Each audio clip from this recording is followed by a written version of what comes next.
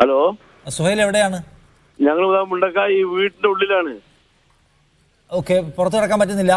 പുറത്തിറക്കാൻ പറ്റുന്നില്ല. ഇതുവരെ ഒരാൾ സാറേ എത്തിയിട്ടില്ല. ഒരാൾ പോലും എത്തിയിട്ടില്ല. കുട്ടി കുടുങ്ങി കിടക്കുക. അവിടെ ഞങ്ങളെ അനിയ മരിച്ചു കിടക്കുക, ഈ ബാപ്പ മരിച്ചു കിടക്കുക, ചെറിയ ചെക്ക മരിച്ചു കിടക്കുക. ഇതിന്റെ ഉള്ളിൽ ഓല കൂടുതൽ ഇപ്പൊ ഒരാൾ ജീവനുണ്ട്. അതിനുള്ളിൽ പുറത്ത് കിടക്കാൻ കഴിയുന്നില്ല സാറേ. നിങ്ങളും അവിടെ തന്നെയാണ്? ഞങ്ങളും അവിടെ തന്നെയാണ്. ഞങ്ങളതിന്റെ മേട്ട നിലയിലോ ഓല ഉള്ളിലത്തെ നിലയിലോ ആണ്. അടിയത്തെ വിളിച്ച് ഒരു മനുഷ്യൻ വരുന്നില്ല. എങ്ങനെയെങ്കിലും രക്ഷപ്പെടുത്താൻ പറ്റിയ ഞങ്ങൾ രക്ഷപ്പെടുത്തി സാറേ. അല്ലല്ല, അതിന് മാക്സിമം ട്രൈ ചെയ്തുകൊണ്ടിരിക്കുന്നു അവിടേക്ക് വരാനെന്നാണ് നമ്മളിപ്പോൾ മനസ്സിലാക്കുന്നത്. പരമാവധി ആളുകളുടെ അടുത്തേക്ക് എന്ന് വെച്ചാൽ പുറത്ത് നിൽക്കുന്നവർക്ക് എവിടെയൊക്കെയാണ് എന്തൊക്കെയാണ് അപകടം ഉണ്ടാകുന്ന ഒരു ക്ലാരിറ്റി കിട്ടാത്തതിന്റെ പ്രശ്നമുണ്ടെന്ന് തോന്നുന്നു. ഇത് സാറേ മുണ്ടക്കായി ടൗണിലത്തെ വീടാണ്. ടൗണിലാണ്, പടിക്കപ്പറമ്പിലുള്ള വീടാ. പടിക്കപ്പറമ്പിൽ എന്ന് പറഞ്ഞാല് അത് എല്ലാവരും നോക്കി വന്ന് കണ്ടാൽ തന്നെ അറിയാം. അതിന്റെ ഉള്ളിലാണ് ഇപ്പോൾ ഒരുത്ത ജീവനോടെ ഇരിക്കുന്നത്. ഞങ്ങളൊക്കെ ഉണ്ട് ഓനെ രക്ഷപ്പെടുത്താൻ വേണ്ടി. ഞങ്ങൾ ഏട്ടനും ഓന്റെ ഏട്ടനും ഏട്ടന്റെ വാപ്പിയും ഒക്കെ ഉണ്ട് ഇവിടെ. ഓക്കെ, മരിച്ചു എന്ന് പറഞ്ഞ ആൾക്കാർ ആ വീട്ടിൽ തന്നെയുള്ള ആൾക്കാരാണ് മരിച്ചത്? ആ വീട്ടിന്റെ ഉള്ളിലുണ്ട്. ഞങ്ങൾ അടുത്ത് കിടക്കുകയാണ്. ഓക്കെ, എന്ന് വെച്ചാൽ അവിടെ മണ്ണ് വന്ന് കയറിയതാണ്? മണ്ണും വെള്ളവും മരവും ഒക്കെ കയറിയിട്ട് അതിന്റെ ഉള്ളിൽ ഇറങ്ങാൻ കഴിയില്ല. അതിന്റെ ഒരുത്തുണ്ട് ഇവിടെ കിടക്കുന്നത് ഞങ്ങളെ കയ്യിന്റെ അടുത്ത്. എന്ത് പ്രായമുള്ള ആളാണ് സാറേ? ഒരുത്തൻ രക്ഷപ്പെടുത്താൻ കഴിയില്ല. ഞങ്ങൾക്ക് ഒന്നും ചെയ്യാൻ കഴിയില്ല.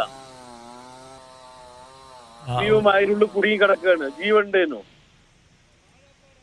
ഓക്കെ, രക്ഷാപ്രവർത്തകർ വേഗത്തിൽ എത്തുമെന്ന് പ്രതീക്ഷിക്കാം. അവിടെ എല്ലാവരിലേക്കും എത്താനുള്ള ഒരു പരിശ്രമത്തിലാണ് അവരെന്നാണ് നമ്മളിപ്പോൾ എല്ലാ അതോറിറ്റീസിനോട് സംസാരിക്കുമ്പോൾ അവർ പറയുന്ന കാര്യം.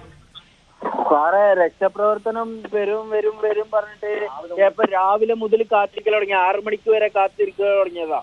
ഇപ്പൊ 11 മണിയായി സമയം. ഒരു മനുഷ്യൻ അതിന്റെ ഉള്ളിൽ എത്ര നേരം ഇരിക്കാൻ പറ്റുമെന്ന് അറിയില്ലേ?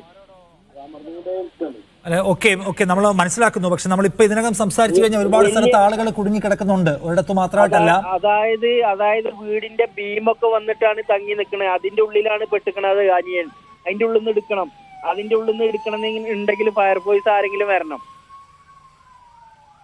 ഓക്കെ, ഇത് നമ്മൾ അവിടെ അതോറിറ്റിയിൽ ശ്രദ്ധയിൽപ്പെടുത്താൻ മാക്സിമം ശ്രമിക്കാം. Thank you.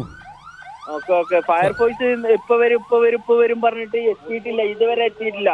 11 മണിയായി. സുഹൈലിന്റെ കുടുംബത്തിനകത്തുനിന്ന് ഒരാൾ അവിടെ ജീവനോടെ കുടുങ്ങി കിടക്കുന്ന പോലെ രക്ഷപ്പെടുത്താനുള്ള സംവിധാനം ഇനിയും എത്തിയിട്ടില്ല എന്നാണ് അവരുടെ സങ്കടം.